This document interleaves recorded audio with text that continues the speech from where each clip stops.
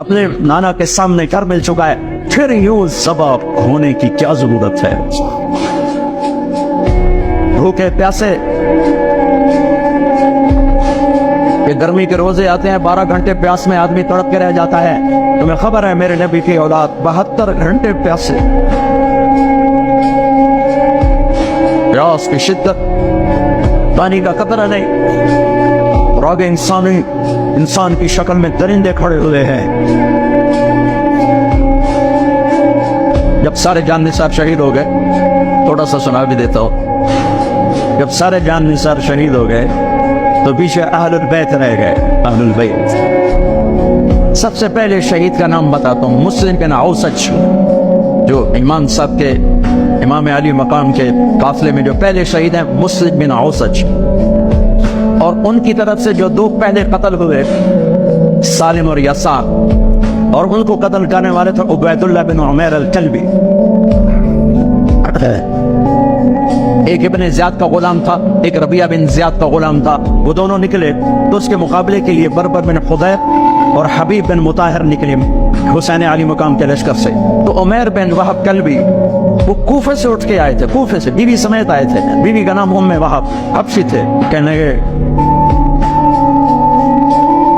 مجھے اپنے اوپر قربان ہونے تھے، میں اکیلا ان دونوں کو کافی، ان دونوں کو ہٹا دے. اور ننگے بدن تھے، ننگے بدن، جسم پہ کچھ نہیں. کہ میں تو مرنے ہوں، میں کیوں زیرہ پاما جو میں جیون ہے، میں تو مرنا ہے. ننگے بدن تھے. ان کی بیوی نے کہا ان کو جانے دے، ہم دونوں نے آپ پر قربان ہونے کی نیت کی ہوگی.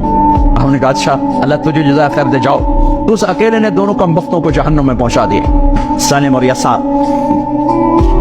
تو ان میں سے ایک آدمی بولا یہ مرنے آئے ہیں، اگر اکیلے لڑو گے تم سب کو مار دیں گے. اور تسی تو جیون دے طلبگار ہو، مرن دے طلبگار ہے. مرن والے نو مارنا کوئی سوکھا کام ہوندا ہے؟ وہ ان پر کٹھے حملہ کرو. پھر حملہ عام ہوا تو پہلے شہید ادھر سے مسلم بن اوسج. جب وہ گر رہے تھے تو کہہ رہے تھے حسین کی حفاظت کرنا جب تک سانسوں میں سانس باقی. آپ کے لشکر میں ادھر زہیر بن القین، یعنی رائٹ سائڈ پر زہیر بن قین ایک چھوٹا جھنڈا، لیفٹ سائڈ پر حبیب بن مظاہر ایک جھنڈا، درمیان میں آپ کے بھائی عباس بن علی جن کے ہاتھ میں بڑا جھنڈا تھا اور بڑا نشان کا جو علامت تھا وہ عباس بن علی کے درمیان میں تھا. 32 گھوڑ سوار تھے اور 40 پیدل تھے. جب انہوں نے پہلا حملہ کیا تو گھوڑ 32 نے 3000 کا منہ پیچھے کر دیا.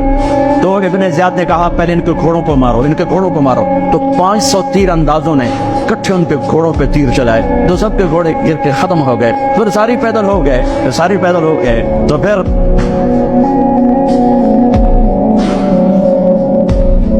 میں اٹک جاتا ہوں،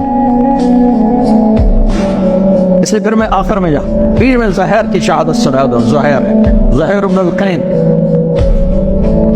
جب نماز کا وقت آیا، ظہر کا وقت داخل ہوا تو آپ نے اشارہ کیا زہیر یہ شمر سے کہو نماز پڑھنے دے. اگر 1439 سال میں نماز کی معافی ہوتی تو اہل کربلا کو ہوتی، لیکن حسین نے سجدے میں سر رکھ کے بتلایا کہ نماز نہیں چھوٹ سکتی، سر کٹ سکتے ہیں. تو انہوں نے آگے ہو کر کہا کہ بھائی نماز کے لیے جنگ روکو. تو کوفی لشکر کا ایک سردار تھا حسین بن نمیر، اس نے کہا تمہاری تو نماز قبول ہی نہیں ہوتی. تو انہوں نے کہا لعنت تجھ پر تیری نسلوں پر، جس گھر کی تو فعل نماز ملی انہی کی نہیں ہوتی اور تمہاری ہوتی ہے. تو واپس آ کر کہنے لگا کہ وہ نماز کی اجازت نہیں دے رہے. فرمایا نماز تو نہیں چھوٹے گی نا. یہ فیصلہ آباد والوں کو نہیں، 7 بر اعظم کے ایمان والوں کو پیغام ہے کہ زیر خنجر بھی یہ پیغام سنایا ہم نے. نماز نہیں چھوٹ سکتی، نماز نہیں چھوٹ سکتی. اللہ کی قسم کوئی مسئلہ نہیں تھا اگر یہ چھوڑ دیتے. جنگ سے پہلے آنکھ لگ گئی، آنکھ کھلی تو ہنس پڑے. بہن نے پوچھا اے کیڑا ہنسے دا ویلا ہے، موت سر پہ کھلوتی ہے. فرمایا بہن ابھی اللہ کے نبی کو خواب میں دیکھا ہے، کہہ رہے ہیں بیٹا میں لینے کے لیے آ چکا ہوں، موجود لینے کے لیے آ چکا ہوں. چھوڑ دیتے تو پھر گلستان کالونی والوں کو بھی گنجائش مل جاتی، چھٹی جا سکتی ہے. 6 بر اعظم کے انسانوں کو پیغام دیا کہ ٹکڑے ٹکڑے ہو جاؤ، نماز نہیں چھوڑ سکتی. فرمایا آدھے نماز پڑھو، آدھے جنگ کرو، صلاۃ خوف. آدھوں نے نماز پڑھی، آدھوں نے جنگ کی. 15-20 تو پہلے شہید ہو چکے تھے. پھر آدھوں جنہوں نے نماز پڑھی تھی انہوں نے جنگ کی اور دوسروں نے جا کے نماز ادا کی. اصل سے پہلے سب جب زہیر